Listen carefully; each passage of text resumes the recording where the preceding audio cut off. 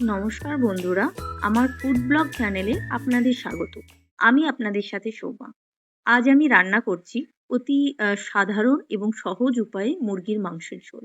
তো আপনাদের কাছে আমার অনুরোধ থাকবে ভিডিওটা স্কিপ না করে পুরো ভিডিওটা দেখার জন্য। তো এখানে আমি নিয়ে নিয়েছি একটি বড় সাইজের আলু এবং একটি ছোট সাইজের আলু। কেন কি জানেন তো? আমার বাড়িতে আলু খাওয়ার লোকটা শুধুমাত্র আমি। তো এরপর কড়াইয়ে একটু সর্ষের তেল দিয়ে একটি শুকনো লঙ্কাকে আমি একটু ভেজে নিচ্ছি। তো আমি ব্যবহার করি ফরচুন মাস্টার্ড অয়েল। তো লঙ্কাটা একটু ভাজা ভাজা হলে আমি দিয়ে দেব কেটে রাখা আদা ও রসুন। আদা রসুনটা একটু ভেজে নেব। ভাজা হয়ে গেলে এটা তুলে নেব। তুলে নিয়ে একটু ঠান্ডা করে মিক্সার গ্রাইন্ডারে পেস্ট করে নেব। জানো তো, এই আদা রসুন লঙ্কা ভেজে যে পেস্ট করার যে মশলাটা না, এটা আমি শিখেছি আমার শাশুড়িমার থেকে।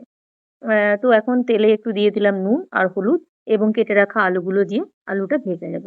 তো আলুটা আমি ঢাকা দিয়েই ভাজবো।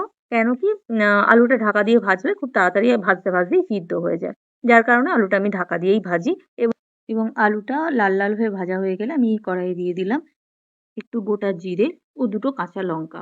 তো লঙ্কাটা একটু ভাজা ভাজা হয়ে গেলে দিয়ে দিলাম পেঁয়াজ এবং স্বাদ মতো একটু নুন ও একটু চিনি।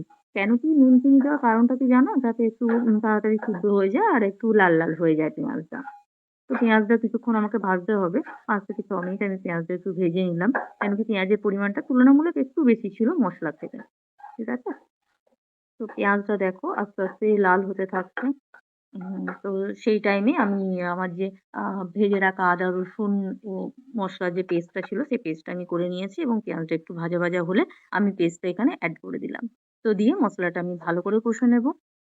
এখানে পরিমাণ মতো একটু নুন, চিনি আ এ অল্প আপনাদের স্বাদ মতো আপনারা দিতে পারেন এটা। আমরা যেহেতু নুনের পরিমাণটা একটু কম খাই তাই আমি নুন কমই দিয়েছি, কমই অ্যাড করেছি। তো এইভাবেই মশলাটা আমি কিছুক্ষণ কষতে থাকবো। যতক্ষণ না মশলা থেকে তেল ছাড়ে ততক্ষণ মশলাটা আমাকে কষতে হবে। কেন কি জানো তো? মশলাটা যত সুন্দরভাবে তুমি কষবে রান্নার স্বাদ তত ভালোভাবেই হবে। ঠিক আছে? তো এখানে তার সাথে আমাকে কিছু এড করতে হবে। তোমাদের তো ১ম এই বললাম নুন চিনিটা তোমাদের স্বাদ মতো দিতে হবে। নুন চিনি দেওয়ার পর 1/2 টিস্পুন মতো হলুদ দিতে হবে, 1/2 টিস্পুন জিরে গুঁড়ো, 1/2 টিস্পুন ধনে গুঁড়ো দিলে অ্যান্ড মসলা ধোয়ার যে জলটা না সেই জলটা দিয়ে দেবে। কেন কি জল আমাদের অ্যাড করতেই হবে। তো চাইলে তোমরা এখানে গরম জলও অ্যাড করতে পারো।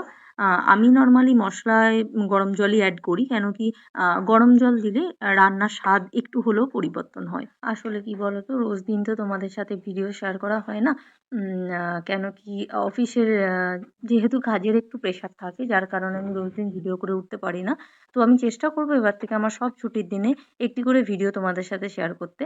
তোমাদের যদি ভালো লাগে তোমরা প্লিজ আমার পেজটাকে শেয়ার করবে, লাইক করবে এন্ড সাবস্ক্রাইব করবে। তো এখানে আমি মসলা দেওয়া জলটা অ্যাড করে দিলাম। কেন কি জল অ্যাড করলে মসলাটা আস্তে আস্তে কষা হয় এবং ভালোভাবে কষা হয় সবথেকে বড় কথা। তো মসলা থেকে তেল ছেড়ে গেছে দেখো অনেকটাই। মসলাটা প্রায় ভাজা ভাজা হয়ে এসেছে। তো আমি এখানে আরেকটু জল অ্যাড করব যাতে মশলাটা ভালোভাবে কষা হয়। দেন আমি মাংসটা অ্যাড করব। ঠিক আছে? তো তোমরা কে কোথা থেকে ভিডিওটা দেখছো কাইন্ডলি আমাকে একটু কমেন্ট করবে, কমেন্টে জানাবে। তো দেখো মশলাটা প্রায় ভালো করে ভাজা ভাজা হয়ে গেছে। মশলা থেকে তেল বেরিয়ে গেছে। তো আমি একটু ধনে গুঁড়ো, জিরে গুঁড়ো অ্যাড করেছি এখানে। তো এবার আমি মাংসটা দিয়ে দিলাম।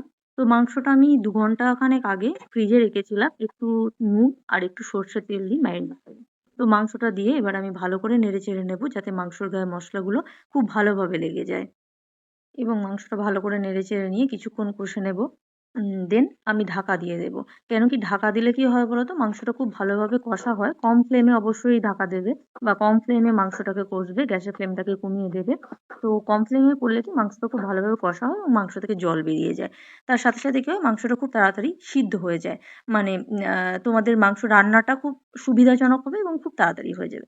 দেন মাংসটা ভালো করে কষা হয়ে গেলে আমি এড করে দিলাম এতে গরম জল।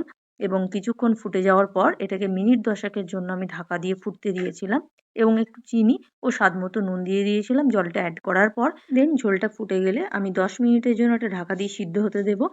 তো আমি কোনো গরম মসলা অ্যাড করিনি কেন কি আমি এটা সিম্পল করেছি বলে। তো তোমরা চাইলে অ্যাড করতে পারো। তো আমার আজকে রেডি হয়ে গেছে দুপুরের লাঞ্চ। গরম, গরম দেরাদুন রাইস